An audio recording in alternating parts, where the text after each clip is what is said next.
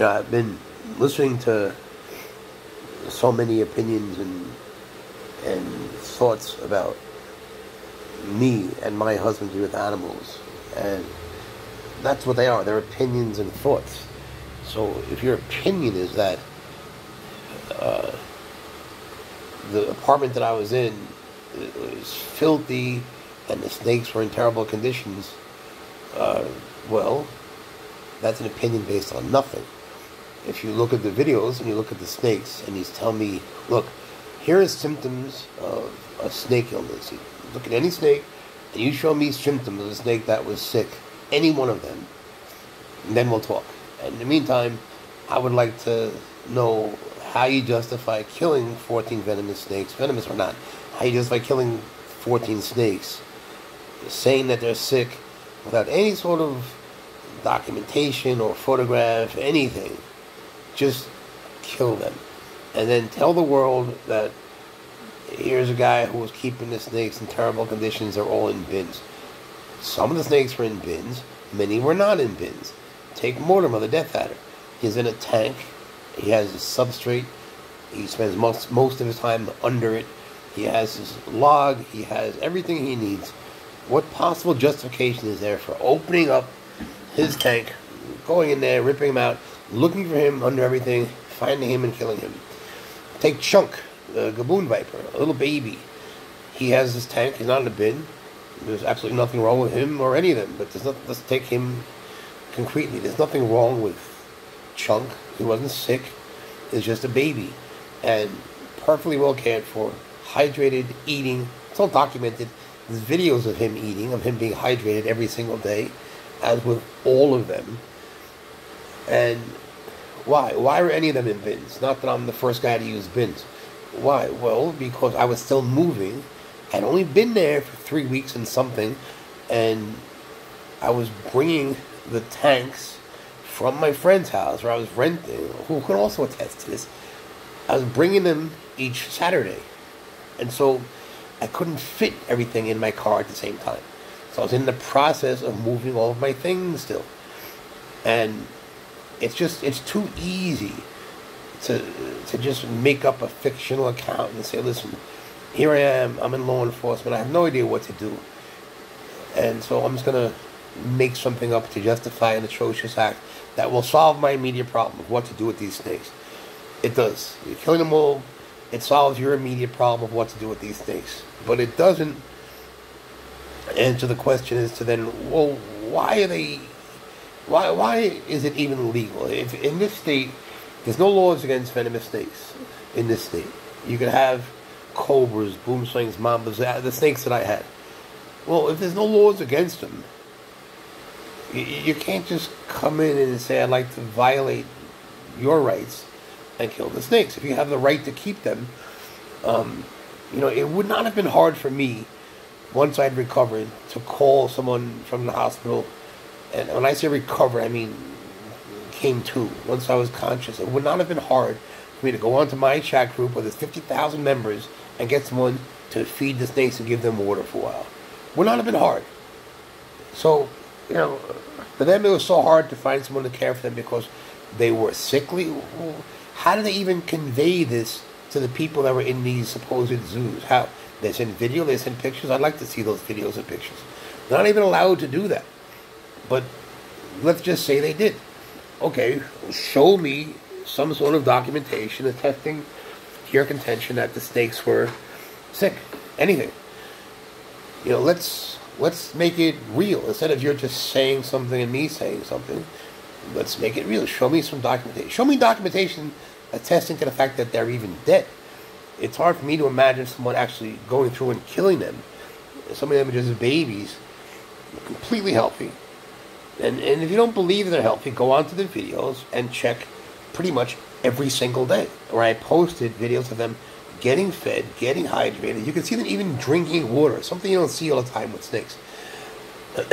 I always find it strangely satisfying to know my snakes are well hydrated, as I said. So,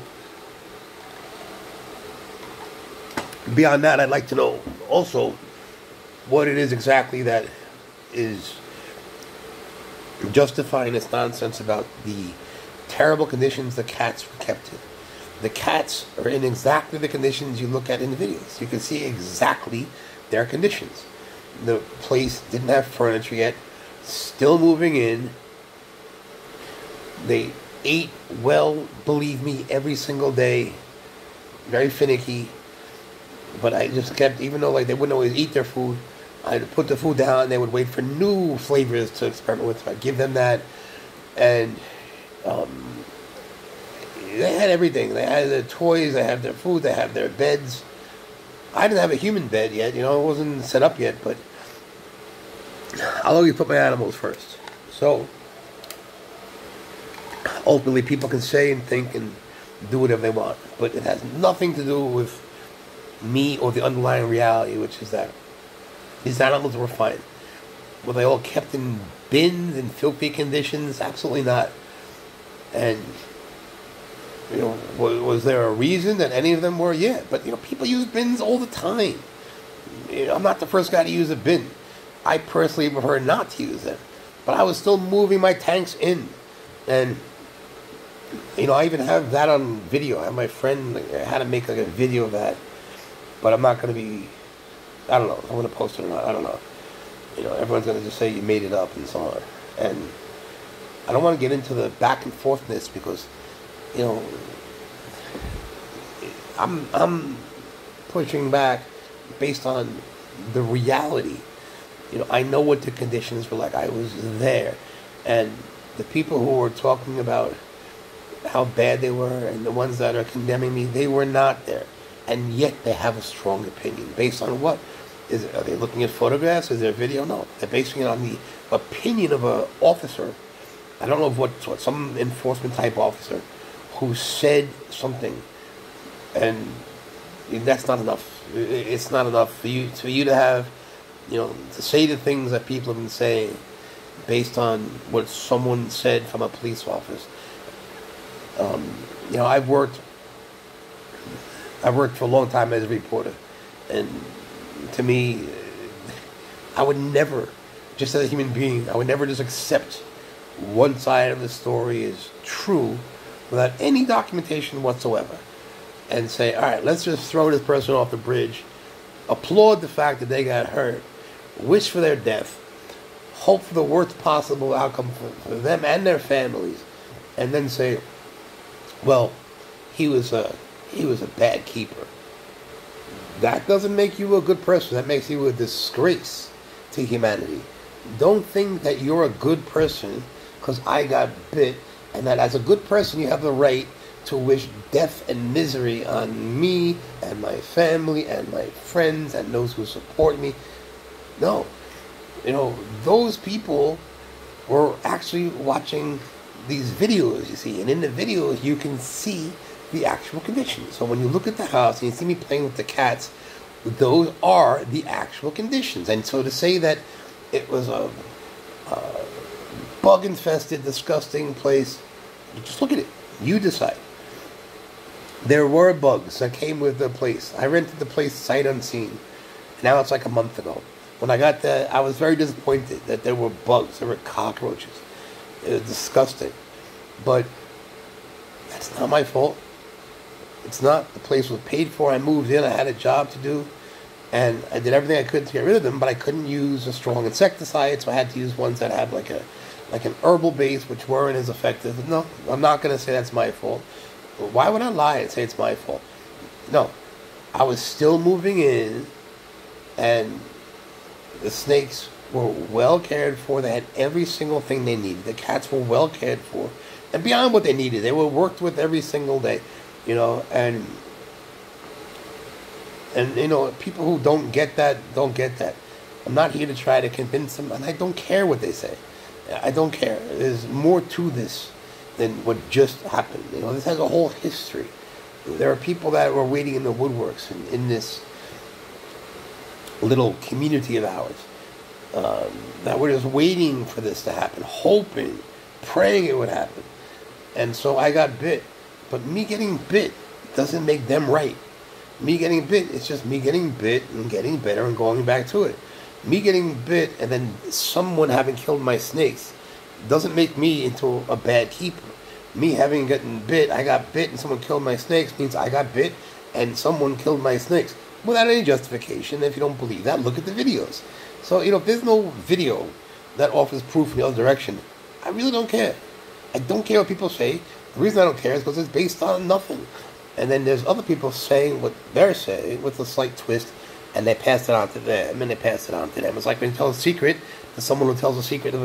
Ultimately, in the end, you're inevitably getting something that is completely different from what it began as. And there was no secrets. Everything was very transparent. If this is a case of abuse, I'd like to know, well, why didn't people say something beforehand? I've been moving these tanks over little by little over the weeks. Why didn't people say something then? People didn't notice that there were more and more tanks coming in each week. Well, take a look at the videos. Everything is very open. There is no secrets here. And there was no, what are the other allegations? That there were urine-infested cat beds everywhere. No, there were cat beds. I will admit that I don't have a sense of smell. Haven't had a sense of smell or taste, really. Maybe like 0.001%, but I haven't really had one for like 10 years. So if there was cat pee-pee there that I didn't smell, totally plausible. That is possible. Maybe it smelled like cat pee. Maybe it was time to change the litter box or something. I don't know. But, nothing that would warrant taking the cats away or killing the snakes or the assumptions of disease and contagion, which are coming out of absolutely nowhere. So you have these guys that come in, they find 14 venomous snakes, they don't know what to do. They check the laws. The laws say that they are legal. So now what do? Well, I don't know what they should and shouldn't have done. It's not my place to say. But it's not their place to say, that I was taking poor care of these animals to justify them executing them. And then not having any consideration whatsoever for what the consequences to that would be. And it obviously has spiraled out and out of control. So that's why I really don't care what people are saying and thinking, because it's gotten to a point of just complete and utter just fiction. And a strange kind of Stephen King type fiction, where people just make up stuff based on a story that was made up and pass it along and roll that snowball down the hill to the next person to push and speak and wish and all sorts of craziness. So, I excuse me.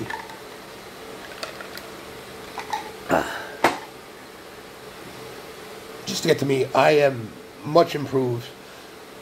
I will be out of the hospital. I will be fully recovered, they say, in about 5 weeks. Out of the hospital well before then, and I'm fine. So, in the end, that is also nonsense about me having died, which I've read in numerous accounts. I've read of my own death, and from many different sources and in many different ways.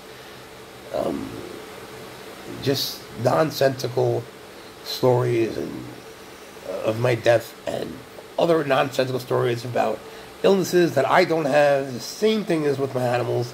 These stories about me having the illnesses that have nothing to do with what I really, the way I am hurt, is complete nonsense, and same as with the snakes.